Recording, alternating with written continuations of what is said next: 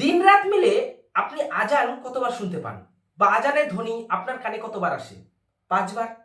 একটা ফজর, একটা জহর, একটা আসর, একটা মাগরিব, একটা এশা। তো আল্লাহ বলছে যে তুমি ৫ ওয়াক্ত সলাত আদায় করো। ৫ ওয়াক্ত সলাতটা জরুরি এইজন্য যে একটা মুসলিম আর একটা অমুসলিমদের মধ্যে পার্থক্যই কিন্তু ৫ ওয়াক্ত সলাত। সুতরাং পরকালে যখন হিসাব হবে, পরকালে যখন হিসাবের গণনা হবে, জান্নাত জাহান্নামের নেকি অনুযায়ী তাদেরকে যে দেওয়া হবে, কিন্তু সেখানে সর্বপ্রথম মুসলিম হওয়া জরুরি। তো মুসলিম হতে গেলেই আল্লাহ বলে দিয়েছেন যে ৫ ওয়াক্ত সলাত জরুরি। আমাদের মধ্যে অনেকেই আছে যে ৫ ওয়াক্ত সলাতের সময়গুলো জানে না। আফসোসের বিষয় এটা। আমি বা কোনো ইমাম যদি কোনো আমাদের মতন ছেলেকে জিজ্ঞাসা করে যে আসরের নামাজটাতে তুমি আসো, তো সে জিজ্ঞাসা করে যে আসরের নামাজ কোনটা। আফসোসের বিষয়, আমরা ৫ ওয়াক্ত সলাতের বিষয় জানি না, কিন্তু অথচ নিজেকে মুসলিম দাবি করি। আমরা কিসের ভিত্তিতে নিজেকে মুসলিম দাবি করি জানেন? আমরা এই জন্য দাবি করি যে আমরা মুসলিম পরিবারে জন্মগ্রহণ করেছি। সে মনে করেছে যে আমি যদি মুসলিম পরিবারে জন্মগ্রহণ করেছি যেহেতু, তাহলে হয়তো আল্লাহ আমাকে মাফ করে দেবে। আমি নিজেও মুসলিম। সে দাবি করে নিজেকে মুসলিম। সে নিজেকে সত্যিকারই দাবি করে যে হ্যাঁ আমি মুসলিম, কিন্তু সে ৫ ওয়াক্ত সালাত আদায় করে না। আপনি কোরআন হাদিসের বিরুদ্ধে কাজ করেছেন আর নিজেকে মুসলিম দাবি করছেন, এটা মূর্খামো ছাড়া কিচ্ছু না। কথাটা কি বুঝতে পেরেছেন? আপনি ঈদের সলাত আদায় করতে যাচ্ছেন, আপনি শুক্রবারের সলাত আদায় করতে যাচ্ছেন, কিন্তু আপনি ফজর, জহর, আসর, মাগরিব, এশা এগুলো তো সলাত আদায় করতে যাচ্ছেন না। কেন ভাই? এগুলো থেকে কি কেউ না করেছিল? আল্লাহ কি চেয়েছে আপনার কাছে?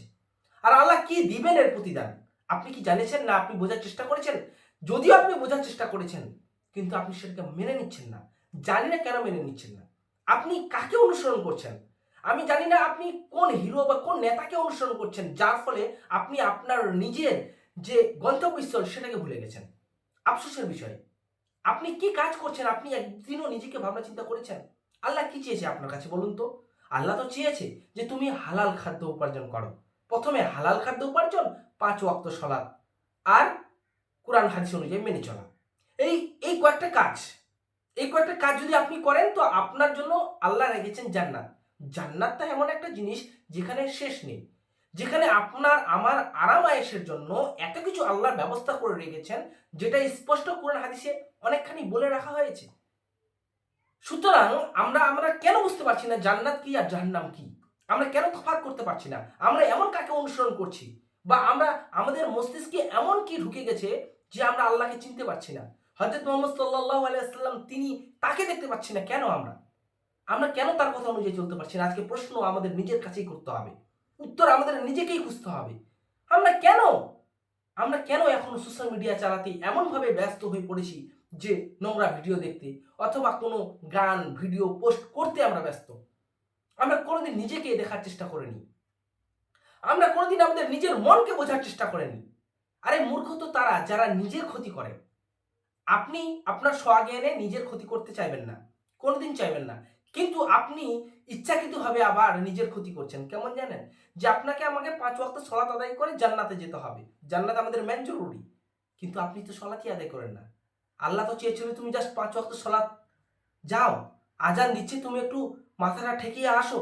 আল্লাহ আমাদের কাছে ৫ বার সিজদা চাচ্ছে, এর বিনিময়ে জান্নাত দিচ্ছে। আর জান্নাতের নিয়ামত তো অসাধারণ নিয়ামত। তো আমরা জান্নাতের জন্য ৫ ওয়াক্ত সালাত আদায় করবো না, এটা মূর্খামি ছাড়া আর কি? আর এর জন্য সমানভাবে দায়ী বাড়ির কর্তাগুলো। বাবা মা তারা তাদের ছেলে মেয়েকে উপযুক্তভাবে ৫ ওয়াক্ত সালাত আদায়ের জন্য কোনোদিন পরামর্শ ঠিকঠাক দেয়নি। এর জন্য তার বাবা মাকেও এর যে পরিণাম সেটা ভোগ করতে হবে। আপনি কেন আপনার ছেলে মেয়েকে সঠিক উপযুক্ত বিষয়টাকে বোঝালেন না? আপনি কেন আপনার ছেলে মেয়েকে অল্প বয়সী মোবাইল ধরিয়ে দিলেন আর মোবাইল ধরিয়ে দিয়ে গান বাজনা দেখাচ্ছেন? এটার জবাব আপনাকে দিতে হবে। আপনি অত সহজে পেরোতে পারবেন না। আশা করি বুঝতে পেরেছেন। ৫ ওয়াক্ত সালাত আদায় করবেন, এটা জরুরি। আসসালামু আলাইকুম রহমতুল্লাহি আবরাকাতুহু। কারণ যা হবে স্পষ্ট হবে।